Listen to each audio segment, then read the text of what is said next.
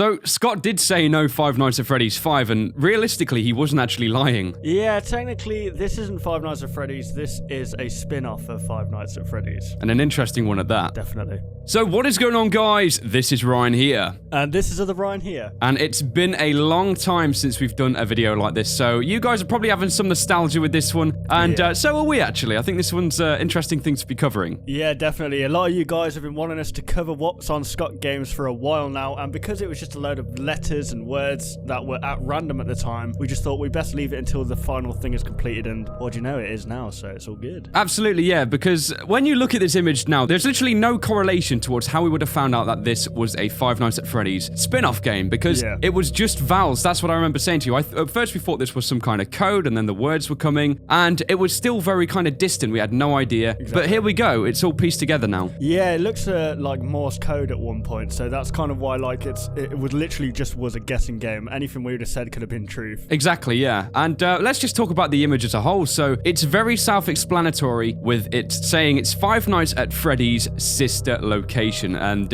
it is very interesting as to whether this will be canon or as to whether this will be actually linked within the story, because I mean the story seemed like it closed off, but I suppose there was some loose ends here and there. Yeah, looking at this guy, he's very different to what we expected. Like, for example, Freddy and the gang were based off animals. This guy looks like a human kind of animatronic, like very interesting clown type animatronic. And there's a lot that happened in the Five Nights at Freddy's games that could kind of link to this. Exactly, because we have some unanswered questions, and I think the starting point to Five Nights at Freddy's 2 is probably the most interesting in night one in the phone call, because I actually took to looking back over some of the phone calls, guys, because I mean, if you look at this character, he's got some really unique features which link this guy really to the Fnaf 2 animatronics. Yeah, if you guys remember, the toy animatronics have red rosy cheeks, and although we can't see the redness, it does have the same kind of cheeks as the toy animatronics. Yeah, and it also looks kind of rounded. I mean, that might be a shot in the dark, quite literally, because it is also in the dark, but we have the cheeks, which is probably the most unique and poignant point about the next thing I'm going to mention, which is actually a mention of a place that was left to rot in the Five Nights at Freddy's 2 Night 1 phone call. The phone guy mentions a previous place that was left to rot. We've of course seen the Fnaf 3 place that looks pretty desolate and damaged, but this guy looking like a Fnaf 2 character, I mean, you've got to think, was this even talking about the Fnaf 3 area anymore? It's kind of getting a bit confusing again. Yeah, there's so much to this timeline that Matt Pat is going to have to piece this one together again. Yeah, it's going to be a lot of work cut out for him and us.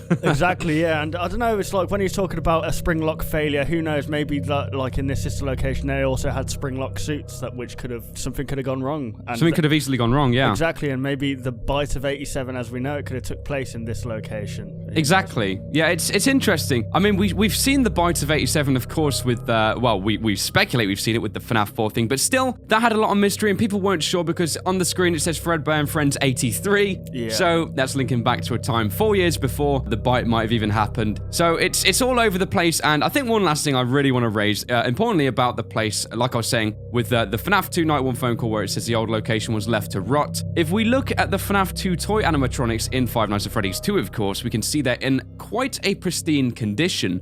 And linking these guys also to the FNAF 2 characters, if we brighten the image ever so slightly, we can see a cracked appearance on the paint job of this face, which once again could refer to this place being left to rot where these guys were, and maybe this being a place pre-FNAF 2 for all we know. Yeah, definitely, and I guess a lot of you might be actually thinking Scott actually planned to write a novel, but I don't know, I don't think that he would model a completely new character in 3D if it was going to be a model, if you know Absolutely, yeah, because like when the novel came out, he used the Freddy Fazbear character he already had kind of made and everything like that, and this seems a bit much for it to be teasing maybe a novel, because it was quite apparent that it was a novel on the website very soon, and you know, this looks almost like a complete teaser, like all the text is in place, and he'd probably be saying like the sequel to the popular novel that came out, for example. He wouldn't want to mislead us that much, and as you said, the most important thing is the fact that he's actually made a model of this new character we've never seen before, which probably hints towards a game more than the fact of it being anything to do with a new book. Yeah, exactly.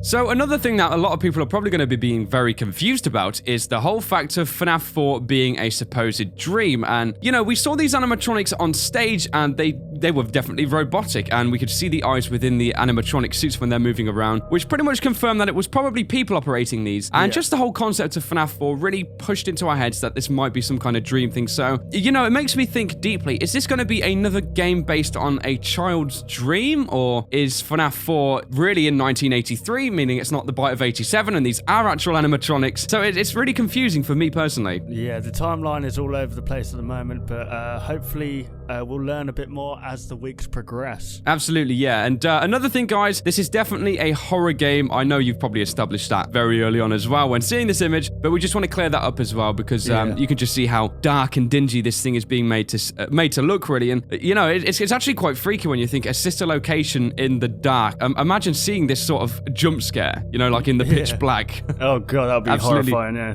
Absolutely horrific, and there's really a lot coming with this one, though, and I'm very interested to see where Scott's going to be taking this one over the next few weeks, because, you know, if it's a sister location, there's characters we've not even seen, and, you know, now we've got to start thinking about, even, because this just pops into my head on the spot here, the FNAF 3 mini-games where we see all these kids with the different animatronic masks on. Oh, God, yeah, so maybe, I don't know if he had this planned. Well, I don't think he had this planned. I'm not sure what he was doing, in honesty. It's so confusing. Yeah, maybe he said that he wasn't going to do it, but he had it planned. It feels like a completely brand new game, because literally all the original characters are probably going to be gone, and there's going to be a whole new set of characters in, so it's going to be insane. Let's think about one more thing that's popped into my head as well. You know, the puppet in FNAF 2, it doesn't really have much of a backstory, but we just know he's there, so maybe that could be tied into this, because, you know, we play as the puppet and we're walking between all these different masks in that old place. Yeah. So I don't know, man, that kind of might link the fact that the puppet comes from a previous place, and I mean, we could even speculate that this looks like some kind of spin-off of a puppet with a dark color scheme. Yeah,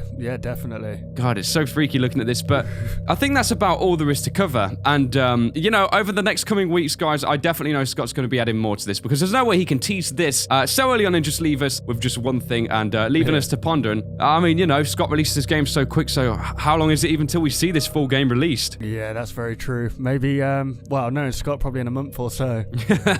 Either way, guys, we'll leave by asking you, are you actually glad that this is another Five Nights at Freddy's fan game? I mean, a lot of people were thinking that this was a new project when we first saw the couple of teaser images relating to this one here, and everyone was quite happy. They were like, good on Scott for doing something new. It seems like he's sticking to the roots, so, you know, did you really want the change, or are you glad it's a FNAF game? And that's kind of the ending thing, and we'd like to see your comments in the comment section down below in regards to that. Definitely, if you guys did enjoy this video, why not leave a like rating down below, as there probably is going to be a few more teaser videos, so keep up to date, and be sure to subscribe to keep up to date for all the teasers and other games as well. Absolutely. So thank you so much for watching this video, guys. We, of course, hope you did enjoy.